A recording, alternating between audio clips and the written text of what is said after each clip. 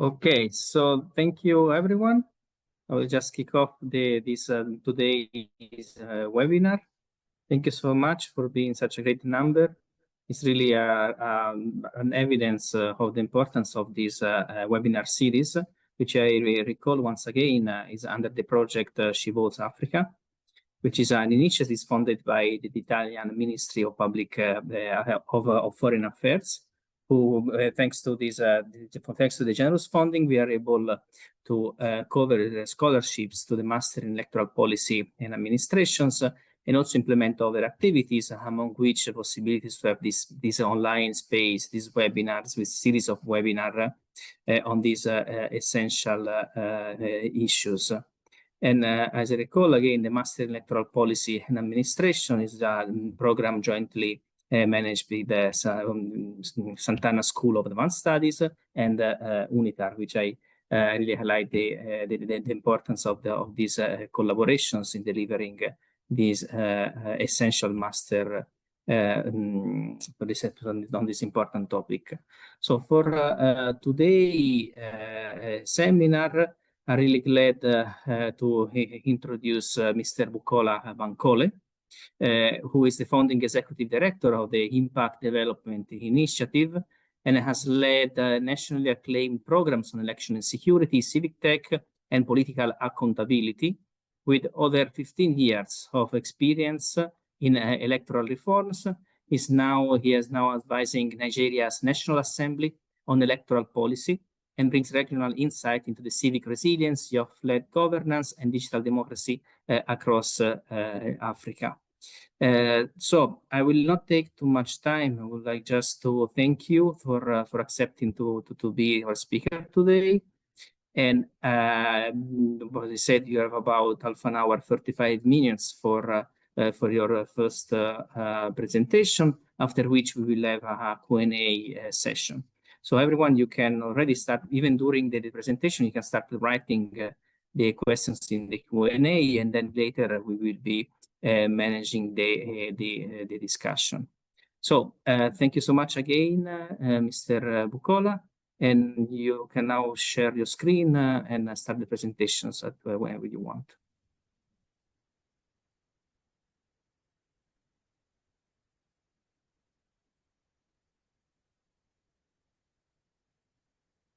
Great, we can see your screen.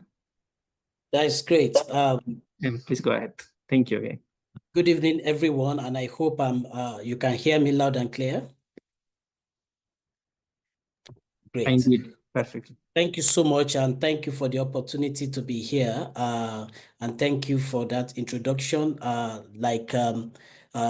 as the introduction has been said, and we can see from the flyers, I am going to just focus on the election security risk assessment today. And the case study I am using today is the work we did in Edo State in the governorship election of 2024, just last year, September. And I mean, Edo State is one of the states in Nigeria, and have off-cycle election and the governorship election. And permit me to say, governorship election is equally as important as the presidential election in Nigeria, because the governor is the head of the executive in the state, and so that particular election is very, very key. Just to give a bit of the background, I will be sharing what we did in that Edo election and bring out lessons from that election. Secondly, one of the things we I want to also look at is in terms of our focus in that election. Our focus in that election was to develop an engagement that developed a security risk did a security risk assessment framework for that election, so that at the end of the day, we presented a report, and an holistic, a robust report for the stakeholders, election stakeholders in the state, and those who are responsible to also manage the election from the national side to the state level. to be able to see what they will do in terms of mitigation of some of the identified risk that we know that can affect the election. And there are four major stakeholders we focus on in the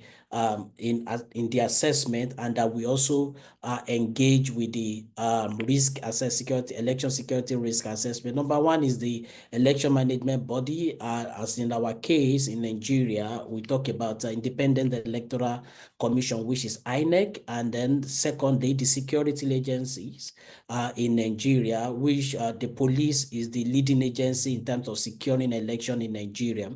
Then the third set of stakeholders are the political parties and their role. Then the fourth are just the citizens, which are the voters.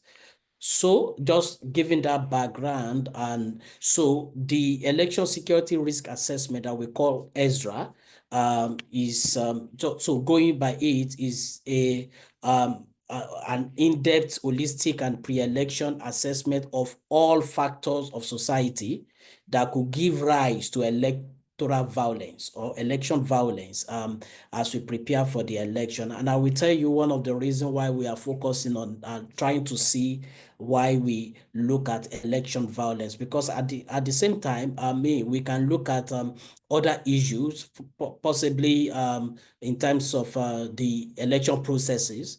But one of the key areas we look at is what could give birth to election violence in that Edo election.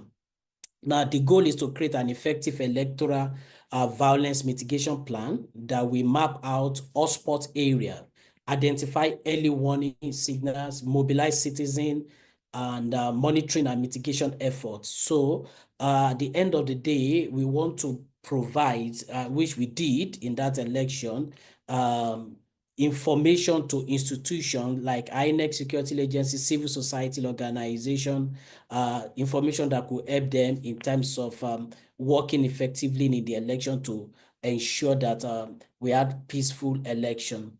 Of course, it's a known fact that when you have election violence, it affects, number one, the integrity of the election. It affects voter participation in that election. So, this is one key area, because if you look at Nigeria, we return to, democratic governance, government in the year 1999. So if you look at in terms of the general election we have done in Nigeria, the one we did in 2023, now by extension to Edo in 2024, was the 7th election cycle we will be having in the country. So you will see that from 1999 that we return to democratic rule to 2023 and then 2024, just 7 election cycles. So which means it's still pretty young, and it's something that we need to protect and see how we can encourage the process to mature to a place where we can have each free and a credible election. So one of the things we did was to develop a methodology for the risk assessment we did. And I'm going to be showing you a few data here, because one of the things we did was to conduct research, and then we now through what we call the mixed method approach. And now the mixed method approach is to have the quantitative and the qualitative research method. So where we look at the citizen, and then also focus group discussion, meeting with the experts to balance these. And then we also, for our quantitative data, we surveyed 2,409 voter, not just the citizen, voters across the local government area.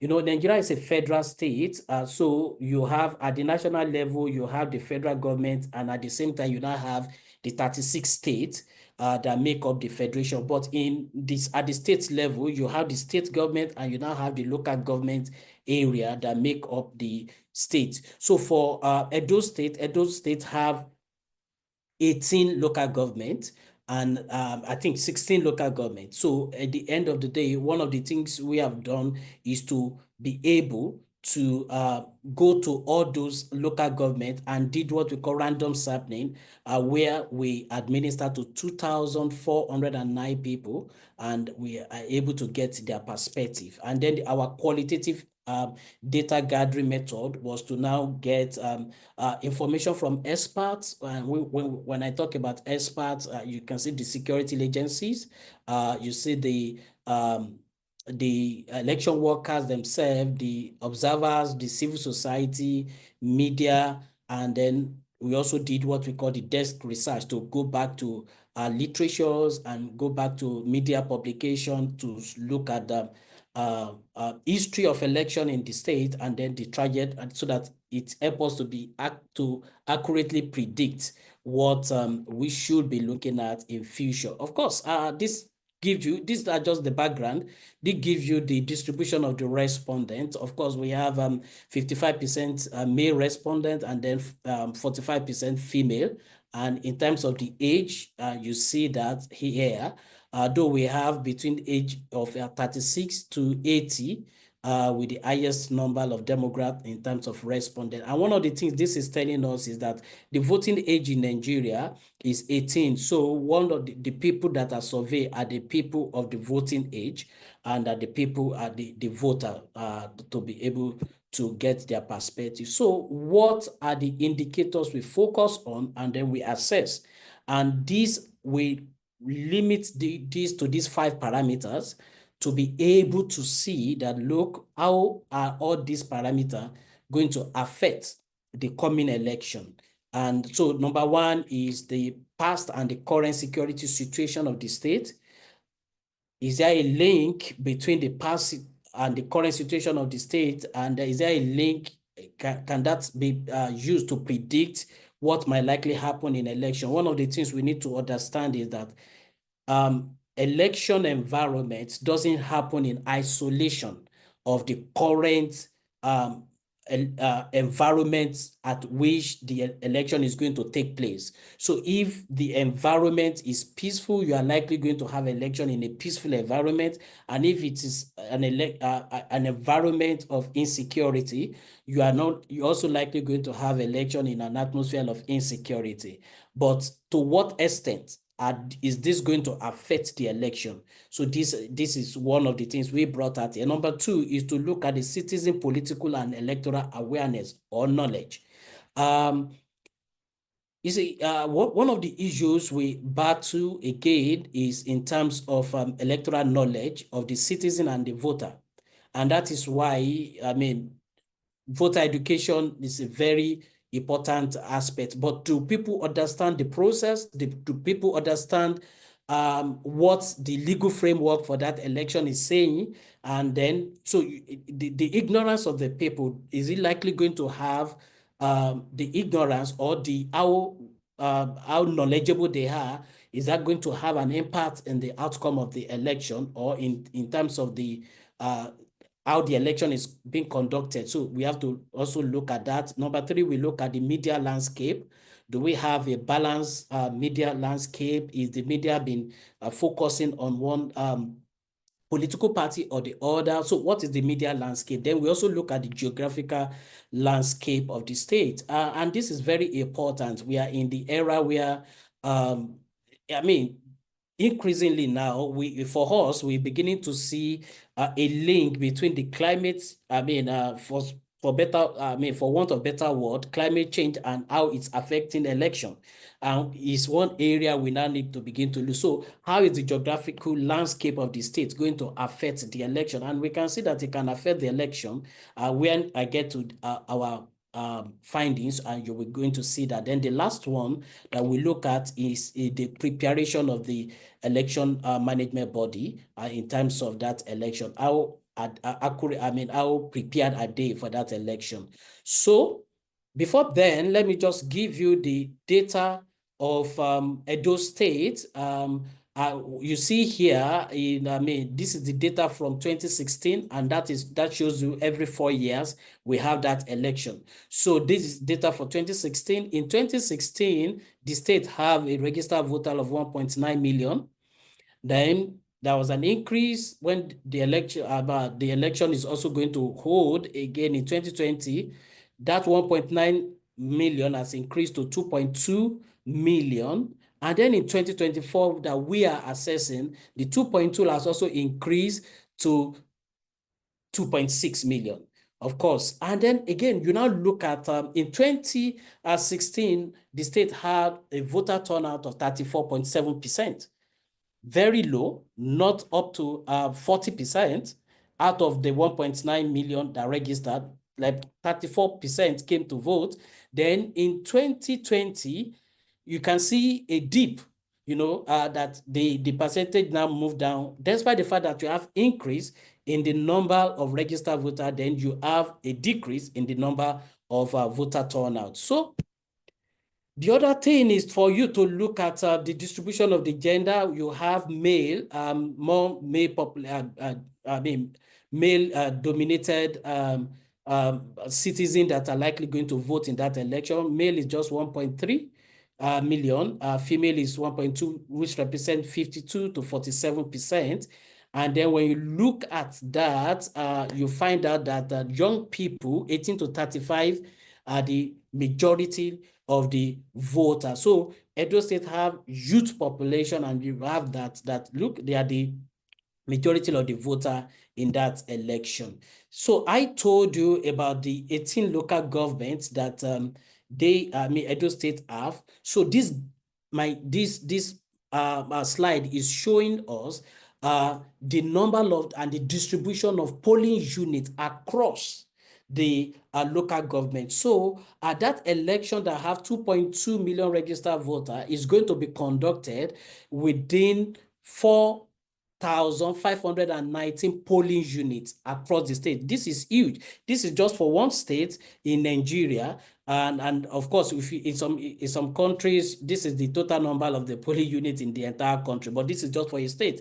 For instance, Nigeria itself have like about 176,000 polling unit across, but Edo State alone have 4,509 polling units. Okay, so why, and it is good for me to define what we focus on in terms of election violence. And election violence for us, we define it as any harm or threat or harm to any person or property involved in the election process or to the election process itself during the election period. So one of the things that we also, and that is our definition of election violence. However, before you get to election violence, there is what we call potential for violence.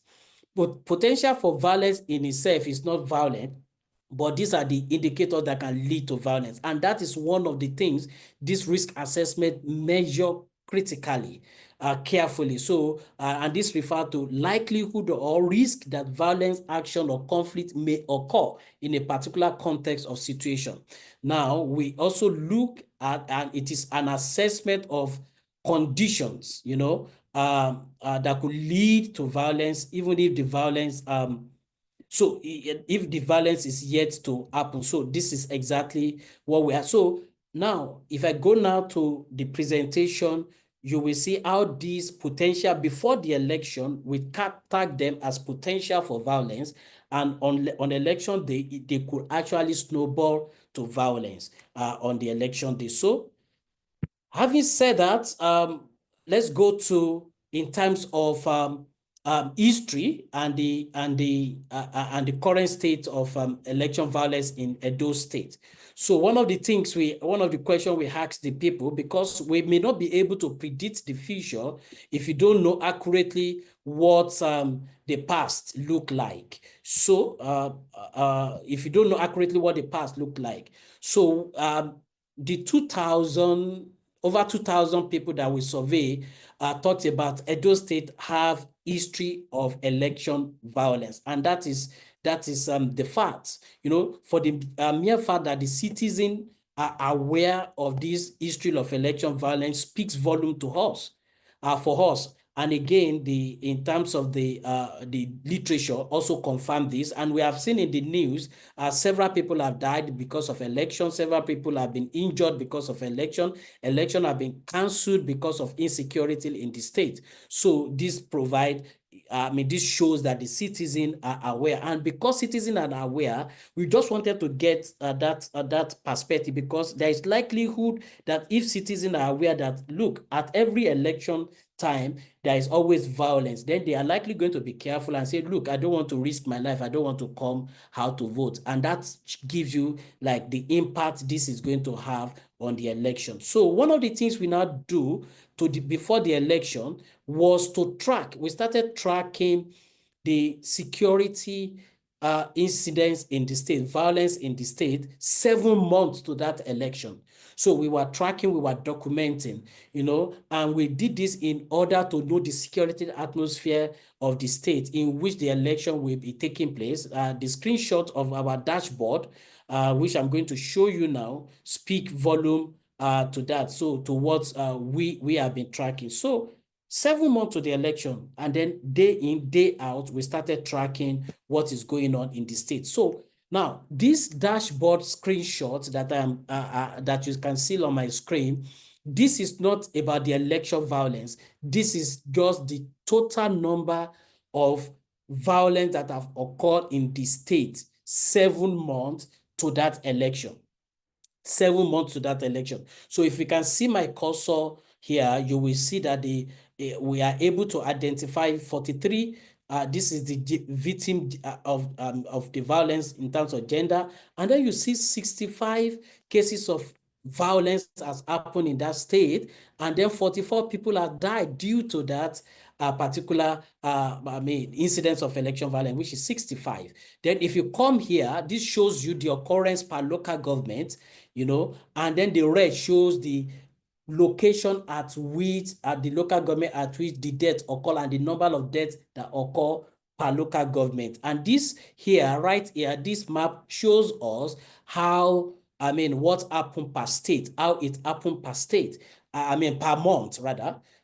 So this, for instance, in January, you have 5 cases of violence that happened in that state, and then 4 people died out of 5 incidents. Then what are the forms of violence? So you see shooting take a greater number of violence that occur in the state. Then you see kidnapping, property destruction, physical attack, mob violence, then burning, then protest. Then who are the perpetrators? Now, Edo State is one of the states that have, cases of cultists. Secret courts operate in the state. So you see cultists, they take the largest form of the perpetrator, followed by government, then political talk. Then when you come to the victim category, civilian party member. So this gives you the entire incident of the state. Now, the next slide now shows you in specific time, election-related.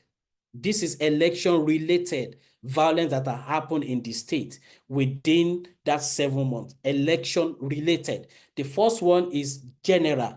They are just incident. Kidnapping may not have anything to do with the election, but this one shows the one that are related to the election, so which we have defined. And in terms of election violence, so this gives you, and then you see that before the election, 1 person have died in this local government, and incidentally, the person that died in this local government happened to be a security agency, a policeman that was shot dead when the 2 political party were clashed. So, and this gives you the number of occurrence. This gives you the form of violence that have taken place, and property destruction in terms of billboard, campaign material destruction, and then campaign location, property destruction, shooting, kidnapping, and then who are the perpetrators? You see the political thugs. You see these are, and then you see gunmen, you see party members, you see, if by government here, we are talking about security agencies who are government officials. So then the hoodlums there. So the difference between the hoodlums and the party member is that the party, or the political party thug and the party member belong to the political party. But the hoodlums here don't belong to any political party, but maybe as a result of their love for any candidate, I mean, they can cause any of those problems. Then you see the victim of the the violence, and incidentally, you see, two election management body officers were also affected. So this gives you the perspective in that election. Another interesting thing you need to understand about the election. One of the key things we find out in that election is that there is a correlation between the presence of security agencies in the state, in those local governments, and the number of occurrence of election violence that we have tracked day in, day out. So the orange line shows the frequency of election violence, and the blue line shows the presence of security agencies. So here now in Akoko Edo, you see that you have more security agencies there, then you have lesser election violence, except Oredo. And don't forget Oredo, was where they shot the police man, and Oredo also happened to host is the local government of the capital of the state. So this is just an outlier where you also have more policemen and then you have more violence happening in the state. But this also shows us, I mean, it's an outlier here, but this also shows us that, look, what we have seen is that when you have more the presence of security agency and people can see that, there is a way it scares away people that want to foment trouble. And that is one of the findings we presented in our submission to the security agency. How do you deploy more men? How do you make your presence visible in an election and then restore the confidence of the people that you are there to secure the election and secure the life and property of the people? And then you see more people coming out to vote. Number two thing is where we look at this citizen and awareness in terms of their knowledge. One of the things we discover is that the political consciousness of the citizen of Edo State is high. However, the citizen electoral education is not directly proportional to their political consciousness. So how do we measure this? Majority of the people knows that election is going to take place. Majority of the people knows that, look, the atmosphere is election. They can tell you who and who is contesting. But when it now comes to the education, do they understand the process? We find out that there is a gap between they understand that the event and the process of the event. So they don't, we found that there is a gap. And one of the things we have also discovered is that this is a potential risk in terms of understanding of the election process, acceptance of the election result, and we fear this might also increase misinformation, because when people are not knowledgeable about that, anybody spreading misinformation, they take it hook, line, and sinker. And at the end of the day, if it's not like that, then it's a potential for violence. So, and that is why one of our key recommendations is that, look, there is a need to step up voter education. Citizens need to understand the process. How do we simplify it for them in their local languages? How do we simplify it for them in pictorial times, that they will be able to understand this? Because, an uninformed, voter is also, is a potential risk to that election. And these are some of the things we got. So at the end of the day, you need to understand here, we have to look at election in the turnout in 2012 and the turnout in 2016 and the turnout in 2020. So the turnout for election we've not conducted the election in 2024, so I couldn't put the 2024 here, but you will still see it. So you see decline, in the year in terms of voter turnout, and I will tie this up in my next slide. So one of the things when we look at this, decline in turnout, so one of the questions we ask people is that, can you name top 5 issues that will encourage you as a voter to come out on election day and vote?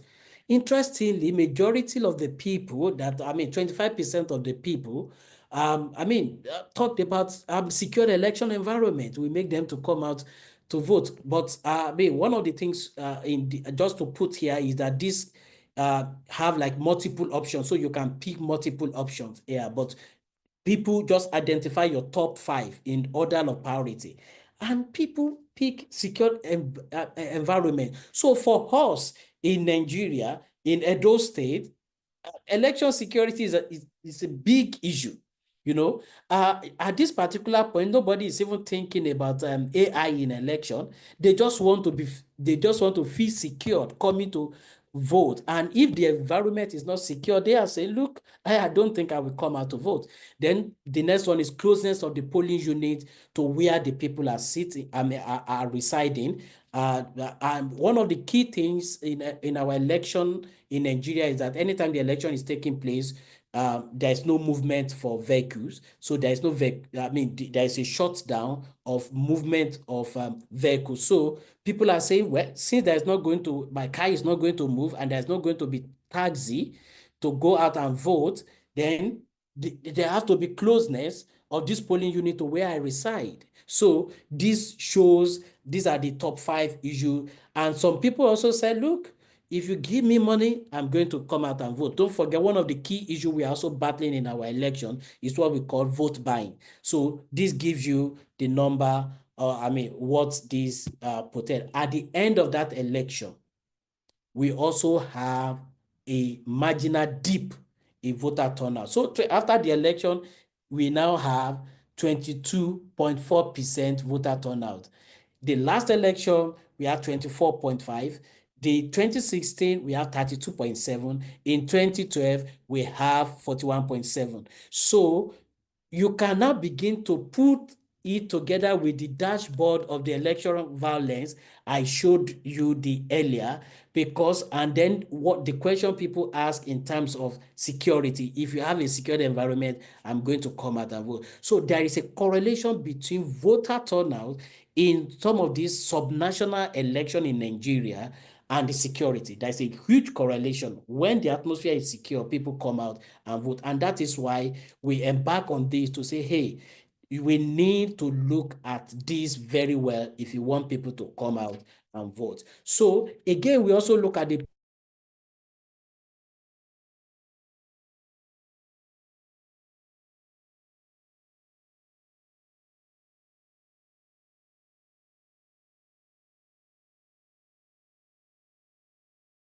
it's a multi-party, we practice multi-party system. So there are 16 political parties that contested in that election.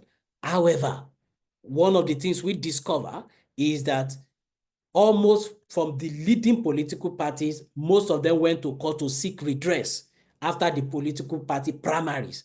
I mean, the primaries they have done. And one of the key things we put out is that the role of the judiciary in delivering its mandate is directly proportional to the level of tension in the state.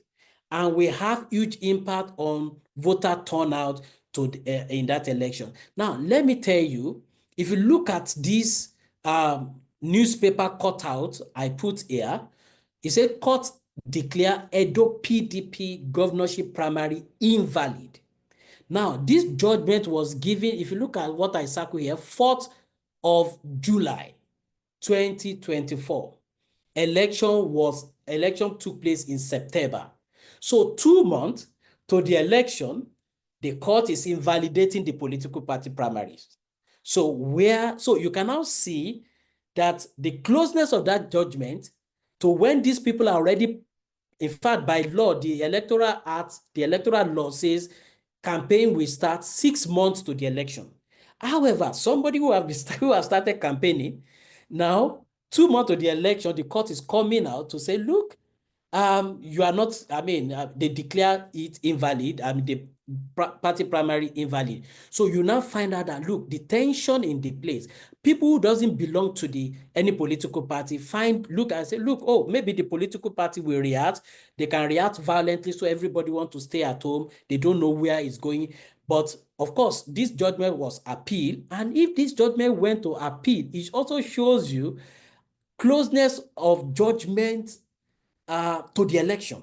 judgment are being given close to the election, and which is something we may have to look at, and is also potent risk. So again, we also have to look at the citizen perception in terms of the judiciary, and we ask them, do they agree that the judiciary in the state in Nigeria are impartial in their decision making? And approximately 52% disagree. 30% are neutral, 18% agree that they are impartial, they are genuinely independent, but a lot of people disagree. And that tells you that when the perception of the citizen are a bit negative when it comes to the institution, then the tendency of putting laws into their hands is high. And that is one area we also need to work on. And in our submission, we said, look, election cannot happen in isolation. These are all stakeholders, and we must do everything. All the institutions involved in an election needs to be up and doing. The judiciary, the election management body, the security agency, because they don't happen in isolation. So let's look at the preparation of the election management body. We asked people, what are the top 4 issues you faced in the last election? Now, 40% of them said, look, when I came to vote in 2020, the issue, what top the issue they have was BVAS malfunctioning. So what is BVAS? BVAS is the full meaning of BVAS is Biomedia Voter Accreditation System. Is an accreditation device, just like a tab, that can read your biometrics, your facial, and your fingerprint. So it is being used to accredit voter before they get ballot paper to go and cast their vote. However, that technology, 40% said, look, it was not functioning well in the last election. Then some people said late arrival of voting material, delay in attending to voter, which means people were on queue, but they stayed longer on queue because they couldn't attend to them. Then incompetent of the ad hoc official, that is the election official. Many of them are confused. They don't even know what to do. They don't even know the process. Don't forget, in one of the slides, we said, look, the consciousness is high, but the education is low. So, and this tells you that, look, if people that are even going to conduct the election, if there is a gap in terms of their knowledge. Now, INEC, because of the huge number of manpower required to conduct an election, just imagine, I showed you the statistic the other time that Edo State have over 4,000 polling units. So if INEC is going to, apologies for this. If INEC is going to deploy to over 4,000 polling units, then just imagine if they are even deploying 2 per polling unit, they will need more than 8,000 staff. INEC in the state doesn't have that number of staff. So one of the things that happen is that they normally also recruit people on the ad hoc basis, on the interim basis, to work with them. So now, some of those people recruited when we go through short training. So maybe the training given them was not adequate, but some of them, according to this data, seemed confused on the election day, and they could not even do much. So this is what the data is saying. This is what 2020 says. So, and again, this election happened in 2024 after we had general election in 2023. But when you look at what happened, citizen confidence in INEC reduced marginally in Edo State after the 2023 election. So 45% of the respondents rated INEC fair in the last 2023 general election in Edo State. Why? The marginal draw, 44% now trust INEC to deliver free and fair election in Edo State. So you see that trust also drop.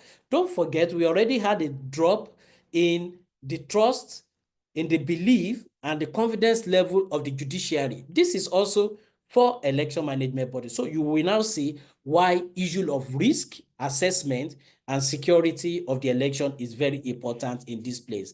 So we also look at the geographical landscape, and Edo State has so many hard to reach areas.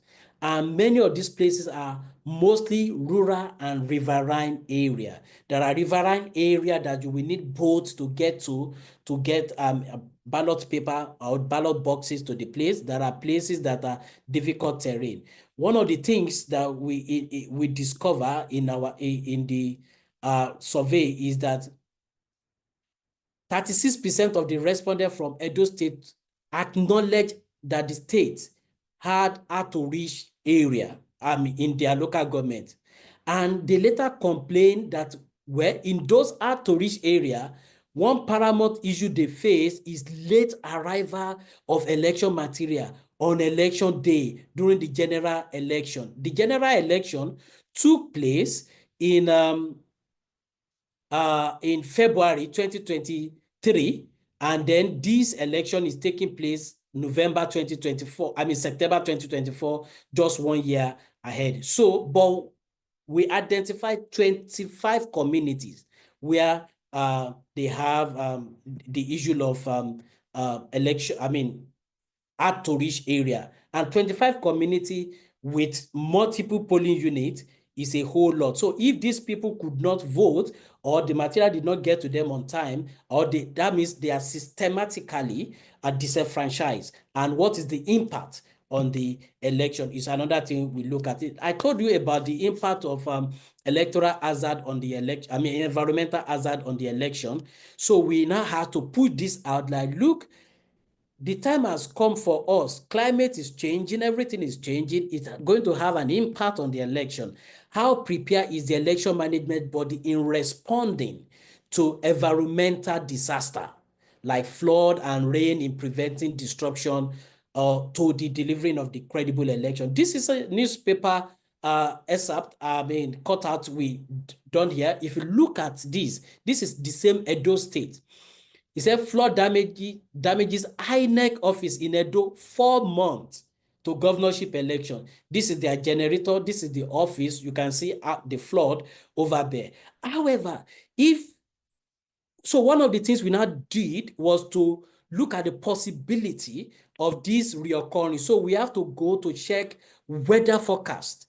Now, election is September 24th. We look at a day before the election, and the weather forecast was telling us that, hey, election is going to rain. Rain is going to happen a day to the election, and it's going to rain for like about 4.5 hours. Then we look at the election day itself here, and he said it's going to rain for like 2 hours. And one of the things we did was to send warning ahead and say, there is likelihood of rain during the election. What are we doing? What is the election management body doing to protect election materials, to protect election officials? Now, what are the security agencies doing too in terms of securing the election within that sphere? And lastly, what are we going to do to encourage the voter to come out and vote? Lo and behold, on the election day, it rained. And what some of the impact was, we saw a lot, because we are still using ink, we saw a lot of spoiled ballot paper because of the rain. And then we saw that election temporarily was put to a pause in some places because of that rain. But this was already predicted and then shared with the election management body. So what we told them is that INEC need to plan the logistic for that election very, very well. So lastly, let's look at the end of the day, we put everything together. We put parameter, we put scoring, and then this is the map of Edo State. And then we came up with the hotspot, and then we saw that, look, the coloration, it shows that the amber shows that there is somewhat likelihood of violence in those local government. Red shows that there is high likelihood of election violence in that particular local government. And then the other one is that anywhere you see green shows that violence may not likely happen in that local government. And this is because of the magnitude of the potential for violence occurring and the 7-month tracking we have done in that. But unfortunately, we couldn't say with all boldness, we couldn't paint any local government in Edo green with all boldness. At the end of the day, on the election day, there is nothing much that changed from this map because we also track what happened on the election day too. So this gives us. So we had lots of recommendations for them, but I will just stay with 4 here, which means, but this is the recommendation to INEC then, but it shows also that we need to strengthen election management logistical capacity. You know, what do they need to do in the face of rain, climate change, in the face of hard to reach area, difficult geographical terrain? Then we also need, how are we putting community security-based security initiative in place? So what are we trying to say is that now there are likelihood of issues within those local governments.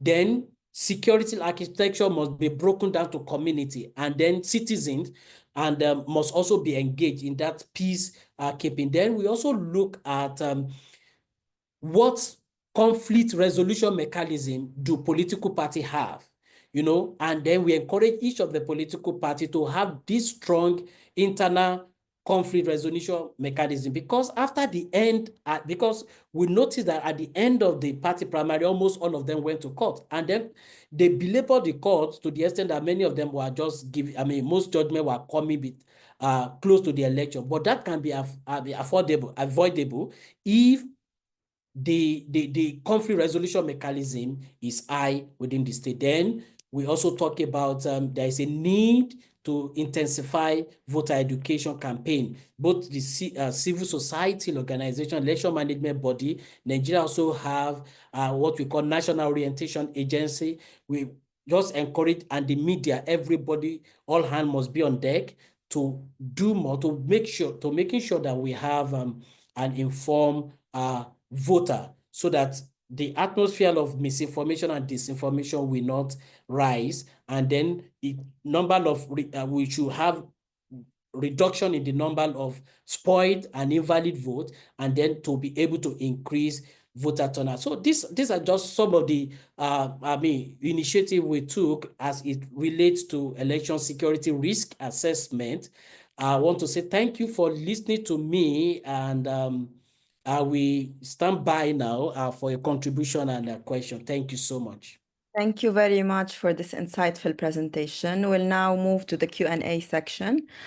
So please, if you haven't already, please submit your questions in the chat or in the Q&A box, or you can raise your hand. I'll invite you to unmute and ask your question directly. We have one of the participants who raised his hand. Anne-Marie, would you like to ask your question? Go ahead, please.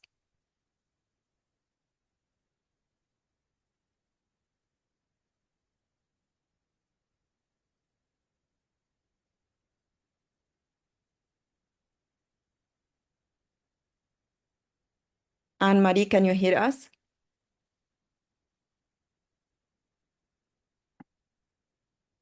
Okay, in the meantime, I will ask a question in the chat. Are there any efforts to replicate this risk analysis model beyond its current scope? For example, other states of Nigeria?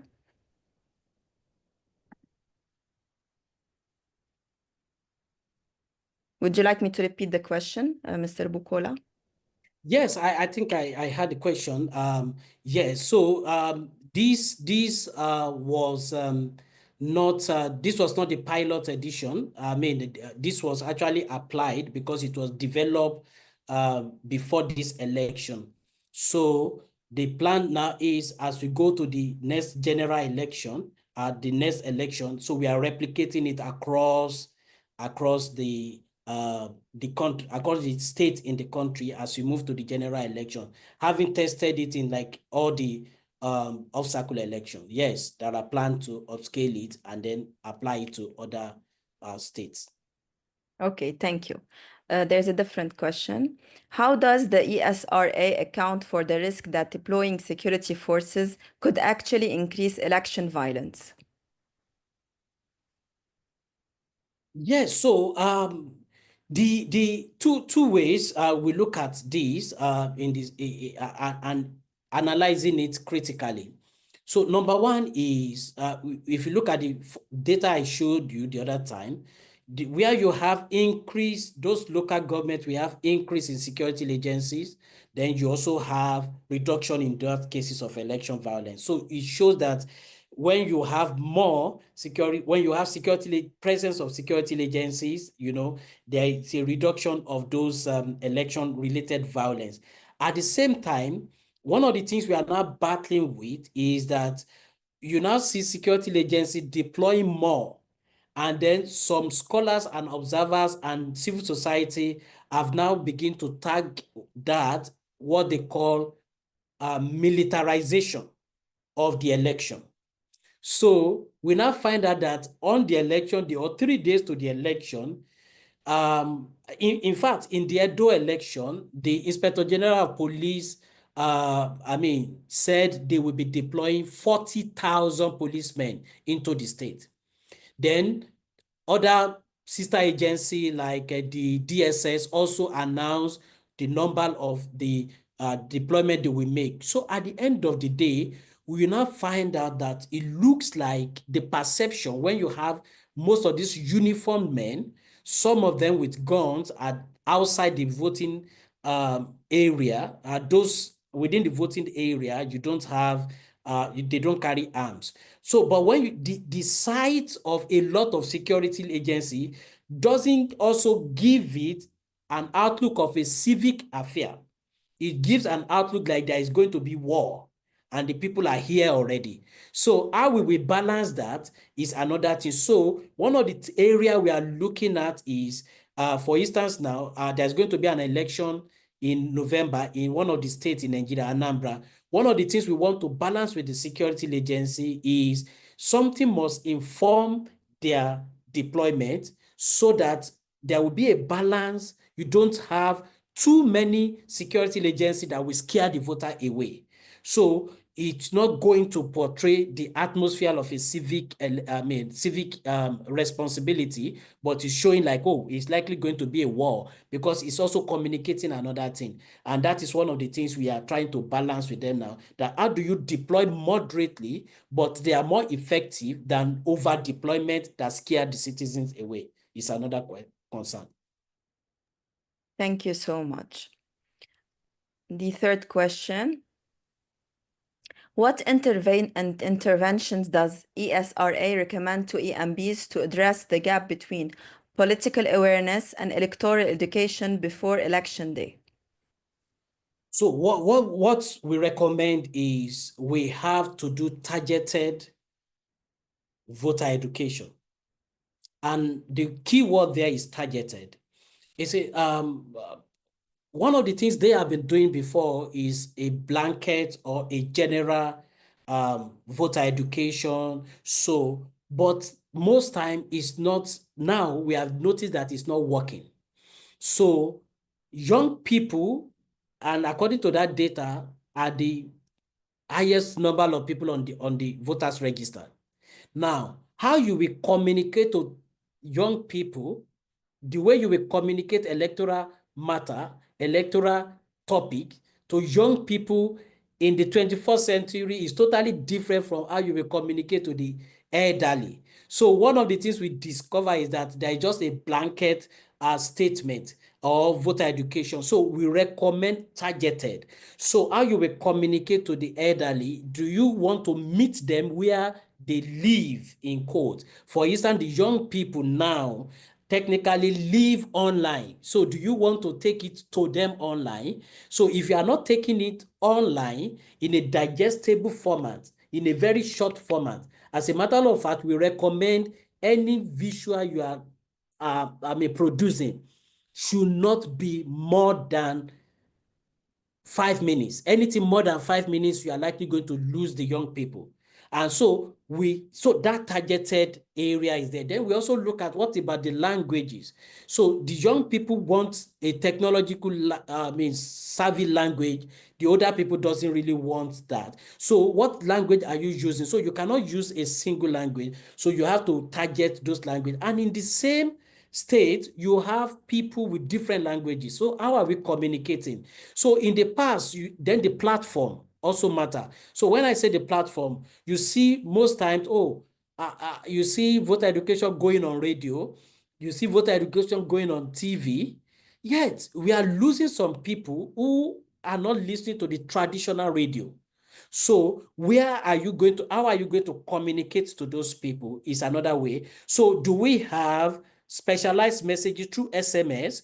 Do you have specialized messages through chatbot, maybe via WhatsApp, to communicate to the people? Then even programs that house the messaging on those channels, on those media channels also matter. For instance, you are likely going to get young people to listen to you when you slot in your voter education messages in their entertainment program on radio or on TV as you dedicate this time for election. So how do you slot it into when they are watching sport? During the sports time or during the entertainment time. So these are some of the things we recommended for them, and I'm happy that some of these recommendations are taken, and they're going to begin to take it further now.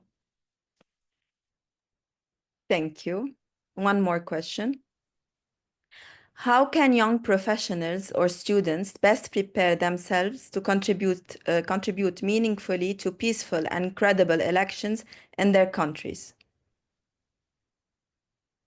Please come again. I think that was breaking. How can young professionals or students best prepare themselves to contribute meaningfully to peaceful and credible elections in their countries?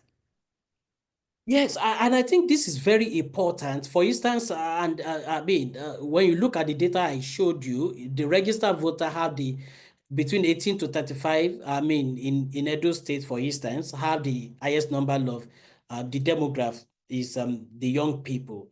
And we've seen that disconnect again, like I said, they understand there is going to be an event, but those processes were not truly is what they don't even understand. So they just feel like, let me just go and cast my vote, and they don't even know the formula at which the winner will be declared. So one of the things we have done is we have to make election issue interesting to young people.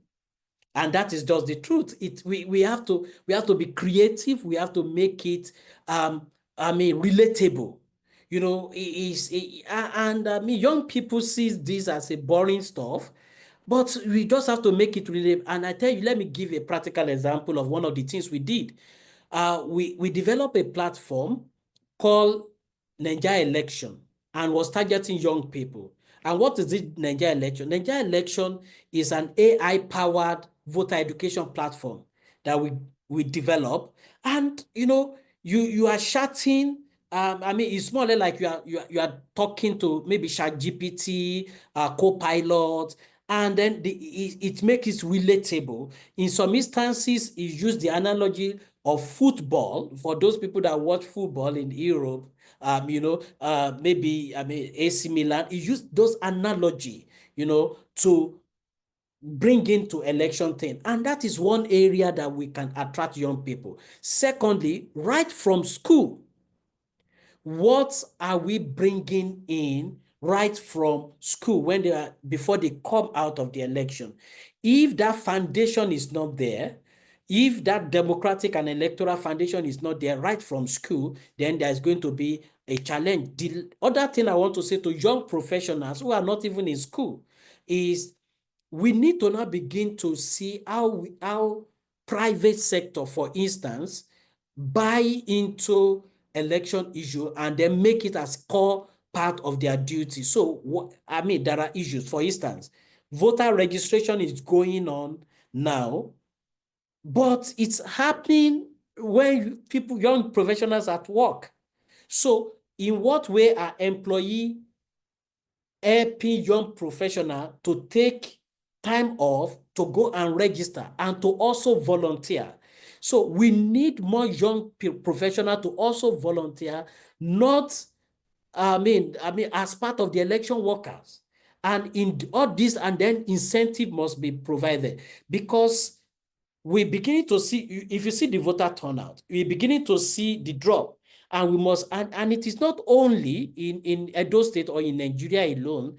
We all know that globally, we are dealing with the challenge of democracy now, and sustaining democracy. So one of the things we need to do is that now there has to be incentive for those volunteerism. It has to be encouraged. Then we have to go back to school, make it as part of our curriculum, and then make it practical in those schools in terms of election, not selection.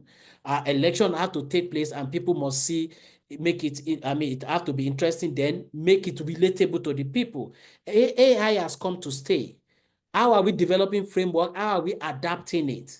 Is another thing to conversation we need to have on election.